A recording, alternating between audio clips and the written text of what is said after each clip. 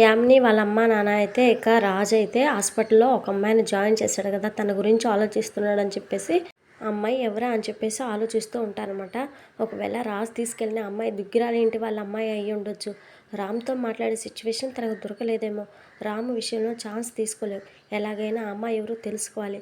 రామ్ని ఎలాగో regular checkup కోసం అదే హాస్పిటల్కి తీసుకెళ్ళాలి కదా. ఇక రామ్కి తెలియకుండా అడ్మిట్ చేసిన అమ్మాయి ఎవరో తెలుసుకుంటా అని చెప్పేసి యామిని అయితే వాళ్ళ అమ్మ నాన్నతో చెప్తూ ఉంటుంది అనమాట. ఇంకెంతలో రాజు అయితే తన గది నుంచి అయితే బయటకు వస్తూ ఉంటాడు.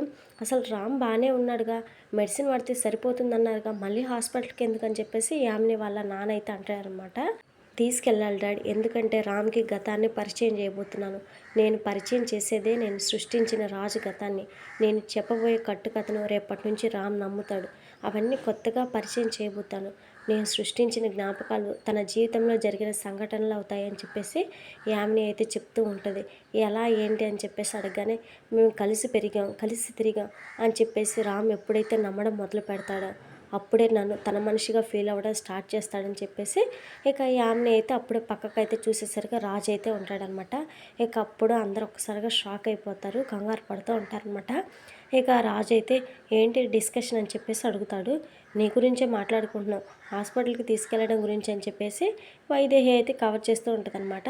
సరే అని చెప్పేసి రాజు అనగానే నేను ఆ రోజు అమ్మాయిని అదే హాస్పిటల్లో జాయిన్ చేశాను, అక్కడికి వెళ్తే అమ్మాయి ఎవరు తెలుస్తుందని కదా అని చెప్పేసి రాజు కూడా ఆలోచిస్తూ ఉంటాడనమాట. ఇక యామిని అయితే రాజుని చూసి ఏంటి ఆలోచిస్తున్నావు అనగానే ఏం లేదని చెప్పేసి అంటాడనమాట. బావా రేపు నీకు ఒక సర్ప్రైజ్ ఉందని చెప్పేసి వెళ్ళిపోతుందనమాట. ఇక ఏంటి సర్ప్రైజ్ అనగానే చెప్తే అది సర్ప్రైజ్ ఎలా అవుతుందని చెప్పేసి అని చెప్పేసి అంటదనమాట. ఇక రాజు అయితే పదే పదే అమ్మాయి ఎందుకు గుర్తుకొస్తుందో నేను తెలుసుకుంటాను అని చెప్పేసి అనుకుంటూ ఉంటాడనమాట. ఇక తర్వాత సీన్లో కావ్య అయితే రాజుకి పెండం పెట్టే దగ్గర అయితే గొడవ చేస్తుంది కదా, అదంతా తలుచుకుని ఇంట్లో వాళ్ళంతా బాధపడుతూ ఉంటారనమాట. కావ్య ప్రవర్తన నన్ను ఇంకా బాధ పెడుతుందండి. చిన్న వయసులోనే భర్త దూరం అయ్యేసరికి బ్రతికే ఉన్నాడన్న భ్రమ పడుతుంది. ఇంటికి వచ్చినప్పటి నుంచి తనకు ఏం ఆనందం దొరికిందో చెప్పు అని చెప్పేసి కావ్య పడిన బాధల అవమానాల గురించి ఇందిరాదేవి అయితే చెప్తూ ఉంటుందన్నమాట. తన భర్తే ప్రపంచం అని బ్రతికింది, ఇప్పుడు తనే లేకపోయేసరికి చీకటి తప్ప ఇంకేముంటుంది చెప్పు. ఇప్పుడు ఒంటరి అయ్యేసరికి అంతా కలలా అనుకుంటుంది. రాజు వస్తాడని నమ్ముతుంది.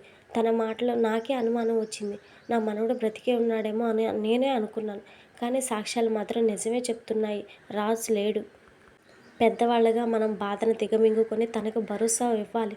రాజు లేడన్న విషయాన్ని మెల్లమెల్లగా తనకి చెప్పాలని చెప్పేసి ఇందిరాదేవి అయితే అంటూ ఉంటుందన్నమాట. జీవితాంతం ఇలాగే బ్రతికేస్తుందేమని చెప్పేసి భయం వేస్తుంది అత్తయ్య అని చెప్పేసి అపర్ణ అయితే అంటూ ఉంటుంది. తనకు అర్థమయ్యేలా చెప్తే ఆ గుండె తట్టుకుంటుందా, ఆ క్షణమే ఆగిపోతుంది అని చెప్పేసి అపర్ణ అయితే భయపడుతూ ఉంటుందన్నమాట. ఒక అత్తగా నేను కావ్య ముందు ఓడిపోయాను అని చెప్పేసి ఏడుస్తూ ఉంటుంది. ఇక తర్వాత అయితే కావ్య దగ్గరికి అయితే స్వప్న అప్పు అయితే వెళ్తారనమాట. ఇంట్లో అందరూ నీ గురించే మాట్లాడుకుంటుంటే నువ్వేం పట్టినట్టు ఉంటావేంటి అని చెప్పేసి స్వప్న అయితే అంటూ ఉంటుందన్నమాట. ఏమనుకుంటారు, అంతా పిచ్చిదాన్ని అనుకుంటారు అంతేగా అని చెప్పేసి కావ్య అయితే అంటూ ఉంటుందన్నమాట. ఇలాంటి పిచ్చి మాటలు మాట్లాడితే పళ్ళు రాలగొడతానని చెప్పేసి స్వప్న అంటుంది. చూసావా నువ్వు కూడా పిచ్చి అంటున్నా, వాళ్ళు ఏమనుకున్నా సరే నేను చూసిందే నమ్ముతాను. ఆయన తిరిగి వచ్చినప్పుడు వాళ్ళకే తెలుస్తుంది. సాక్ష్యాలు ఇన్వెస్టిగేషన్ కాదు, నా మనస్సాక్షిని ఫాలో అవుతానని చెప్పేసి కావ్య అయితే అంటూ ఉంటుందన్నమాట. ఎంత చెప్పినా వినవేంటి అని చెప్పేసి కావ్యనైతే స్వప్న అయితే కొట్టబోతూ ఉంటుందన్నమాట. ఇక అప్పు అయితే కావ్య అక్క చెప్పేది కూడా నిజమై ఉండొచ్చు కదా అని చెప్పేసి స్వప్నతో అంటూ ఉంటుంది. ఎప్పుడైనా ఇన్వెస్టిగేషన్ 99% మాత్రమే కరెక్ట్ ఉంటుంది, ఇంకో 1% ఉందిగా. అక్క చెప్తున్నట్టు రాజు బావ బతికే ఉంటే అంతకన్నా కావాల్సింది ఏముంది. నేను మా అధికారులను పర్మిషన్ అడిగి ఆ కేసుని రీఇన్వెస్టిగేషన్ చేస్తా, జీరో నుంచి మొదలు పెడతా. ఒక్క క్లూ దొరికినా మనకు చాలా ఉపయోగపడుతుందని చెప్పేసి అప్పు అయితే చెప్తూ ఉంటుందన్నమాట. సరే నేను ఒప్పుకుంటాను, నాది ఒక కండిషన్, నువ్వు ఏ ఇన్వెస్టిగేషన్ చేసి బయటపడతావో దాన్ని కావ్య నమ్మాలి, సరేనా అని చెప్పేసి స్వప్న అయితే అంటూ ఉంటుందన్నమాట. ఏంటి కావ్య ఈ కండిషన్కి ఒప్పుకుంటున్నావా అని చెప్పేసి స్వప్న అనగానే అప్పు ఇన్వెస్టిగేషన్ చేసేలోపే ఆయన్ని అందరి ముందు నిలబెడతానని చెప్పేసి కావ్య అయితే అంటదనమాట. ఇక కావ్య చెప్పే మాటలు వింటుంటే నాకు కూడా రాజు బ్రతికే ఉన్నాడని అనిపిస్తుందని చెప్పేసి రాహుల్ అయితే అంటూ ఉంటాడు. ఆ పిచ్చిదాని మాటలో నువ్వు నమ్ముతున్నావా, వాడు చచ్చాడు, వాడి మీద పిచ్చి ప్రేమ వల్ల అది అలా వాగుతుంది. రాజు దూరమై రాజ్యం బోసిపోయింది, సింహాసనం మీద కూర్చుకుని యువరాజు కోసం ఎదురు చూస్తుందని చెప్పేసి రుద్రాణి అయితే అంటూ ఉంటుందన్నమాట. నీకు కంపెనీకి మధ్యలో కావ్య అడ్డు ఉంది, నిన్ను కంపెనీకి యువరాజు కావాలన్నా కంపెనీని నీ సొంతం చేసుకోవాలన్నా కావ్య అడ్డు తొలగించుకోవాలని చెప్పేసి రుద్రాణి అనగానే, ఏంటి మమ్మీ కావ్యని చంపేస్తావా ఏంటని చెప్పేసి రాహుల్ అయితే అంటాడు. కత్తితో పొడిస్తే ఒక్కరిని మాత్రమే చంపగలం, కానీ ఒక ఐడియా సామ్రాజ్యాన్నే కూలుస్తుంది. కావ్య ఆలోచనే మనకు ఆయుధంగా మారింది. అంతా రాజు చనిపోయాడని నమ్ముతుంది, అది మాత్రమే బ్రతికున్నాడని నమ్ముతుంది కదా అని చెప్పేసి రుద్రాణి అయితే అంటూ ఉంటుందన్నమాట. 100 మంది ఒకలా ఆలోచిస్తే కావ్య ఒక్కతే ఇంకోలా ఆలోచిస్తుంది. వారినే టార్చ్ బేరర్ అని చెప్పేసి అంటారు. కావ్య టార్చ్ బేరర్ కాబట్టి తనకు దారి చూపించే దేవతో కాబోతున్నవా అని చెప్పేసి రాహుల్ అయితే అంటాడనమాట. ఇలాంటి వాళ్ళు వీలైతే ప్రపంచాన్ని మారుస్తారు, లేదా పిచ్చి వాళ్ళుగా మిగిలిపోతారు. ఇంట్లో వాళ్ళు కావ్యకు సగం పిచ్చి పట్టిందని నమ్ముతున్నారు. దాన్ని పూర్తిగా పిచ్చిదాన్ని చేసి మూల కూర్చోబెడితే నువ్వే రాజ్యానికి రాజు అవుతావు అని చెప్పేసి రుద్రాణి అయితే అంటూ ఉంటుందన్నమాట. రేపు చూడు దాని పిచ్చి పరాకాష్ఠకు చేరుకునేలా చేస్తానని చెప్పేసి రుద్రాణి అయితే అంటూ ఉంటుంది.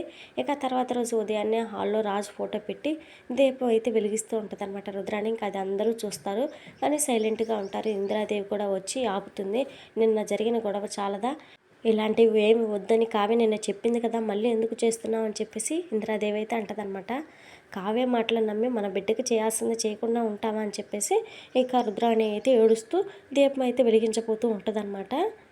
రాజు ఆత్మకు శాంతి కలిగేలా కనీసం ఈ కర్మలు జరిపించకపోతే మనముండి ఏమి లాభం అమ్మ అని చెప్పేసి ఏడుస్తూ ఉండగానే ఉన్న పలంగా మేనలుడి మీద ప్రేమ ఎలా వచ్చిందో అని చెప్పేసి స్వప్న అయితే అంటూ ఉంటుందన్నమాట. ఇక రుద్రాణి అయితే చనిపోయాక వాళ్ళు దేవుళ్ళతో సమానం అని చెప్పేసి ఇక రాజు ఫోటోకి మొక్కుతూ ఉంటుందన్నమాట. అలా వదిన బాధ పెట్టడం కరెక్టా అని చెప్పేసి కళ్యాణ్ అయితే అంటూ ఉంటాడు. నువ్వు నమ్ముతున్నావా రాజు బ్రతికి ఉన్నాడని, ఒక్కరైనా నమ్ముతున్నారు అని చెప్పేసి రుద్రాణి అనగానే ఎవరు ఏం చెప్పరనమాట, సైలెంట్గా అంటారనమాట. చూసారుగా ఎవ్వరూ నమ్మట్లేదు, ఎవరేం చేసినా నేను రాజుకు చేయాల్సిన కర్మలు చేస్తానని చెప్పేసి రుద్రాణి అగ్గిపుల్ల అయితే వెలిగిస్తూ ఉంటుంది. ఇక దీప కుండీకి వెలిగించబోతూ ఉండగానే కాయ వచ్చి రుద్రాణి చేయి పట్టుకుని ఆపుతుందనమాట. అందరూ ఒకసారిగా షాక్ అయిపోతారు. ఇక రుద్రాణి చేతినైతే గట్టిగా పట్టుకూ ఉంటుంది. ఇక రుద్రాణి అయితే నొప్పి నొప్పి వదలు అని చెప్పేసి అంటూ ఉంటుంది. అందరూ అయితే షాక్ అయిపోయి అలానే చూస్తూ ఉంటారు. ఇక తర్వాత రుద్రాణి అయితే కావ్య చేయిని విదిలించుకొని ఏం చేస్తున్నావు అని చెప్పేసి గట్టిగా అరుస్తూ ఉంటుంది. మా ఆయన బ్రతికి ఉన్నాడంటే నీకు అర్థం కావట్లేదా, ఎంత ధైర్యం ఉంటే ఆయన ముందు దీపం వెలిగిస్తున్నావు అని చెప్పేసి రుద్రాణి గొంతు పట్టుకుంటుంది అనమాట కావ్య. ఇక గోడకి రుద్రాణి నది పెట్టి గట్టిగా గొంతు పట్టుకుంటూ ఉంటుంది. రుద్రాణి అయితే గట్టిగా ఊపిరి పీల్చుకుంటూ ఉంటుంది అనమాట, సతమతం అవుతూ ఉంటుంది. ఇంట్లో వాళ్ళు ఎంత ఆపినా కావ్య మాత్రం ఆగదనమాట. మరోపక్క యామిని ఏమో రాజుని తీసుకుని హాస్పిటల్కి వచ్చేసి, మొన్న మా బావ హాస్పిటల్లో ఒక అమ్మాయిని జాయిన్ చేశారు కదా, తన వివరాలు ఏమన్నా తెలుసా అని చెప్పేసి అడుగుతూ ఉంటుంది. మరి ఈ కావ్య కూడా అదే హాస్పిటల్కి వెళ్ళి, మొన్న నన్ను హాస్పిటల్లో ఒకళ్ళు జాయిన్ చేశారు కదా, ఆయన వచ్చారా, ఆయన గురించి మీకు ఏమన్నా తెలుసా అని చెప్పేసి అడుగుతూ ఉంటుంది అనమాట.